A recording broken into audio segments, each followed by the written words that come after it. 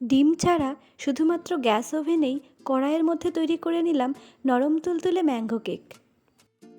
মাত্র দুটো পাকা আম দিয়েই এমন সুন্দর কেক যদি বাড়িতেই তৈরি করা যায় তাহলে আর দোকানে যাওয়ার প্রয়োজনই হয় না। তো বন্ধুরা, আমার আজকের রেসিপি এগলেস ম্যাঙ্গো কেক। চলুন তাহলে দেরি না করে দেখে নেই এগলেস ম্যাঙ্গো কেক তৈরি করার সহজ এবং সঠিক পদ্ধতিটি। তো কেক তৈরির জন্য আমি এখানে প্রথমে 1 কাপ মানে 100 গ্রাম মতো চিনি গুঁড়ো করে নিয়েছি। আর এখন দুটো পাকা আম এরকম ছোট ছোট টুকরো করে কেটে পেস্ট করে নেব। আমের পেস্ট তৈরি হয়ে গেছে। আর এখানে আমি নিয়ে নিয়েছি আরেকটি পাকা আম। প্রথমে আমি আমের এক পাশ কেটে নেব আর একটি ছুরির সাহায্যে এইভাবে ছোট ছোট টুকরো বের করে নেব। আমের টুকরোগুলো বের করা হয়ে গেছে।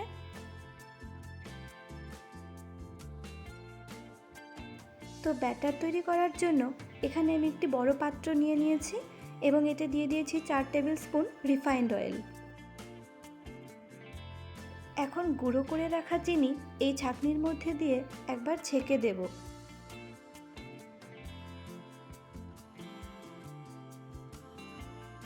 এবার এই তেলের মধ্যে চিনির গুঁড়োকে বেশ কিছুক্ষণ ধরে ভালো করে এইভাবে ফেটিয়ে নিতে হবে। কিছুক্ষণ ফেটিয়ে নেওয়ার পর এতে দিয়ে দেব রুম টেম্পারেচারে রাখা গরুর দুধ। দুধ দিয়েও এই মিক্সটাকে আমি অনেকক্ষণ ধরে ভালো করে এইভাবে মিশিয়ে নেব। দুধটা কিন্তু আপনারা প্রয়োজন অনুযায়ী ব্যবহার করতে পারবেন। 5 থেকে 10 মিনিট মতন ভালো করে ফেটানোর পর তিনটে উপকরণে কিন্তু খুব সুন্দরভাবে মিশে গিয়েছে। এখন আমি এতে দিয়ে দেব 1 কাপ মতন ময়দা। যতখানি আমি চিনির গুঁড়ো নিয়েছি তার চেয়ে একটু বেশি ময়দা এখানে আমি দিয়ে দেব। এবার অল্প অল্প করে ময়দা দিয়ে এই ব্যাটারের সঙ্গে খুব সুন্দর করে কিন্তু মিশিয়ে নিতে হবে।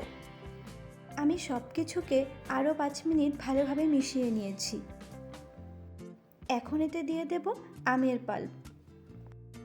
তবে আমের পাল্প কিন্তু আপনারা খুব বেশি দেবেন না, এতে কেকটা ভেতর থেকে স্পঞ্জি নাও হতে পারে। এখন দিয়ে দিচ্ছি 1 চা চামচ বেকিং পাউডার, হাফ চা চামচ বেকিং সোডা। আবার সব কিছুকে কিছুক্ষণ ভালোভাবে এইভাবে মিশিয়ে নেব।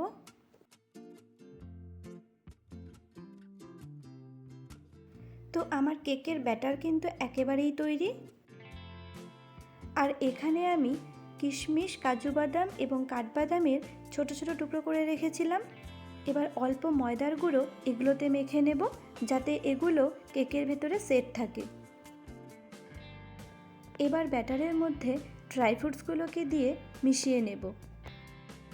তবে এখন কিন্তু আর ফেটানোর প্রয়োজন নেই, শুধু একটু মিশিয়ে নিলেই হবে। আর সবশেষে এতে টুকরো করে রাখা আমগুলো দিয়ে আর একটু ভালো করে মিশিয়ে নিতে হবে। তো কেকের ব্যাটার একেবারেই তৈরি। আর এখানে আমি একটি কেক টিন নিয়েছি, এতে অল্প তেল ছড়িয়ে একটি ব্রাশ দিয়ে এইভাবে ভালো করে তেলটা চারপাশ দিয়ে ব্রাশ করে নিতে হবে। আর এই কেক টিনের সাইজ অনুযায়ী আমি একটি কাগজ কেটে রেখেছিলাম। এবার এই কাগজ আমি এখানে বসিয়ে দিলাম। এবার এই কাগজের ওপরেও হালকা তেল ব্রাশ করে নেব। এবার সাবধানের সাথে কেকের ব্যাটার এই কেক টিনে ঢেলে দেব।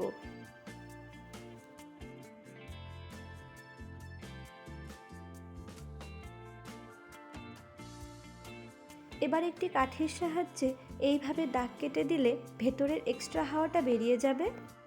আর অবশ্যই 2 থেকে 3 বার এইভাবে ট্যাপ করে নিতে হবে। আর এখন গ্যাসে একটি কড়াই বসিয়ে দিলাম আর এতে দিয়ে দেব কিছুটা লবণ। এবার 5 মিনিট ভালোভাবে গরম হতে দেব। কড়াই গরম হয়ে গেছে। এখন কেক টিনটা খুব সাবধানের সাথে এতে বসিয়ে দিলাম। আর হ্যাঁ, আমি এই একই ব্যাটার দিয়ে আরও দুটো কাপকেক তৈরি করে রেখেছিলাম, তাই এগুলোকেও বসিয়ে দিয়ে একটি স্টিলের পাত্র দিয়ে ঢেকে দিলাম। 5 থেকে 10 মিনিট পর কেকের ঢাকনা তুলে কিছু ড্রাই ফ্রুটস দিয়ে আমি কেকের ওপরে সাজিয়ে নেব। এখানে বলে রাখি, এই ড্রাই ফ্রুটসগুলো যদি আমি আগেই সাজিয়ে দিতাম তাহলে অনেক সময় কেক ফোলার সাথে সাথে এগুলো ভেতরে চলে যাওয়ার সম্ভাবনা থেকে যায়। তাই 5 থেকে 10 মিনিট পর আমি এগুলোকে সাজিয়ে নিয়ে আবার ঢাকনা দিয়ে ঢেকে রাখবো 40 থেকে 50 মিনিটের জন্য। 50 মিনিট পর আমার কেক কিন্তু একেবারে তৈরি। দেখুন এর রঙটা কত সুন্দর হয়েছে। এবার একটি কাঠি ভেতরে ঢুকিয়ে দেখলেই বোঝা যাবে কেকটা পুরোপুরি বেকিং হয়েছে কি না। দেখুন কেকটা পুরোপুরি বেক হয়ে গেছে। এবার ঠান্ডা হওয়ার পর একটি ছুরির সাহায্যে এভাবে চারপাশটা কেটে নেব।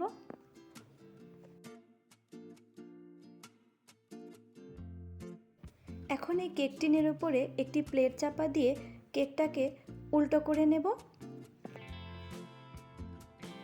আর ওপর থেকে দুবার ট্যাপ করলেই কেকটা কিন্তু প্লেটে চলে আসবে। এবার আমি কেকের গায়ের কাগজটা তুলে দেখাচ্ছি। দেখুন কতটা পারফেক্টলি বেক হয়েছে। এবার ওপরে আরেকটি প্লেট দিয়ে আমি আবার কেকটাকে উল্টে নেব। তো আমার নরম তুলতুলে এগলেস ম্যাঙ্গো কেক একেবারেই তৈরি। এবার একটি ছুরি দিয়ে কেক কেটে আপনারা চাইলে সকলকে পরিবেশন করতে পারেন এই রকম নরম তুলতুলে এগলেস ম্যাঙ্গো কেক। তো আমার আজকের রেসিপি আপনাদের কেমন লাগলো অবশ্যই কমেন্ট করে জানাবেন, এবং ভিডিওটি ভালো লাগলে অবশ্যই চ্যানেলটিকে সাবস্ক্রাইব করে পাশে থাকা বেল আইকনটি প্রেস করে দেবেন। দুর্গার রান্নাঘরে আজ তবে এইটুকুই। দেখা হবে নতুন কোনো রান্না নিয়ে। ততক্ষণ সুস্থ থাকবেন, সঙ্গে থাকবেন, ভালো থাকবেন। নমস্কার।